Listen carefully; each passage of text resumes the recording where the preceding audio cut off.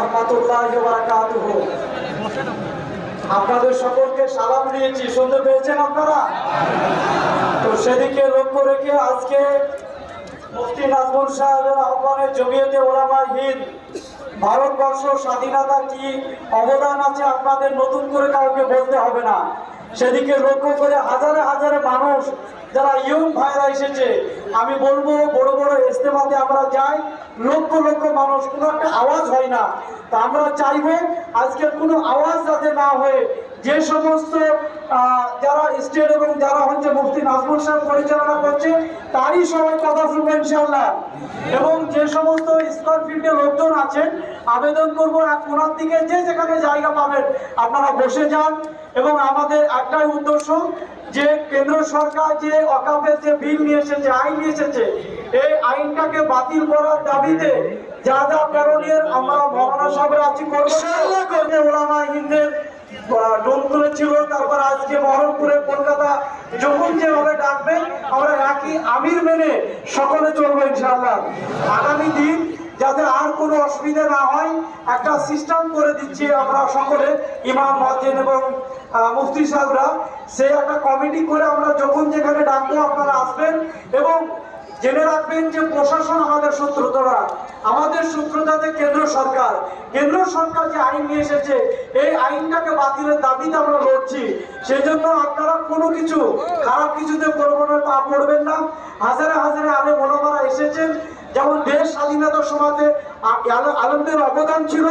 আগামী দিনে এই বিল আইনটা যে বাতিল হওয়ার তার দাবিতে আলেম ওলামাদেরকে আমির হিসাবে আপনারা মানবেন, আপনারা আমাদের সঙ্গে থেকে কাজ করবেন ইনশাআল্লাহ। সকলে ভালো থাকবেন, সুস্থ থাকবেন। আসসালামু আলাইকুম ওয়া রাহমাতুল্লাহ।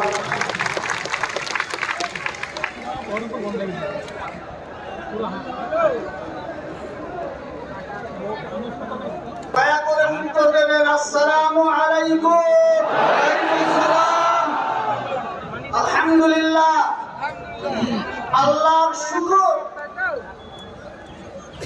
আজ ওলামাদেরকে মুর্শিদাবাদের মানুষে মেনে নিয়ে চলে কিনা তার একটা জ্বলন্ত প্রমাণ। ভাই মোহতারাম, একটি কথা ভালো করে শুনে নিন, আমি কোরআনের আয়াত পড়েই বলবো, ভালো করে শুনে নিন। কেউ যদি ভাবে এদেশ আমাদের, আমরা থাকবো, তো সে মূর্খের স্বর্গে বাস করছে। শুনে নেন, আমার বুজুর্গানের দিনদেরও কথা, ইংরেজের কাছ থেকে আমার বুজুর্গানের দিন যারা ভারতকে স্বাধীন করেছেন তাদের কবর ভারতের মাটিতে আছে। আমরাও বলবো, কোরআনে বলেছে মিনহা খালাকনাকুম ওয়া ফিহা নুঈদুকুম ওয়া মিনহা নুখরিজুকুম তারাতান উখরা। এই মাটিতে জন্ম নিয়েছি, এই মাটিতেই মরব, এই মাটিতেই কবরে থাকব, এই মাটি থেকেই আল্লাহর কাছে হাসরের ময়দানে যাব ইনশাআল্লাহ। কিন্তু মরেছিল, কিন্তু সে জান্নাত স্পর্শ করতে পারেনি, তার বাইরে পড়ে গেল। দোস্ত বন্ধুরা, জেনে নাও, আমাদের দলমতে তুমি সিংহাসনে বসেছো বলে তুমি ভাবছো আমি কিনা হুনু, তুমি হুনুই বটে।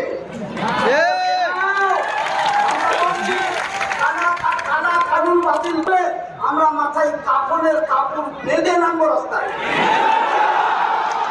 আমরা কাউরির কালা কানুন মানছি না, মানবো না। কালা কানুন বাতিল করো, বাতিল করো, ওয়াকফ আইন বাতিল করো, বাতিল করো।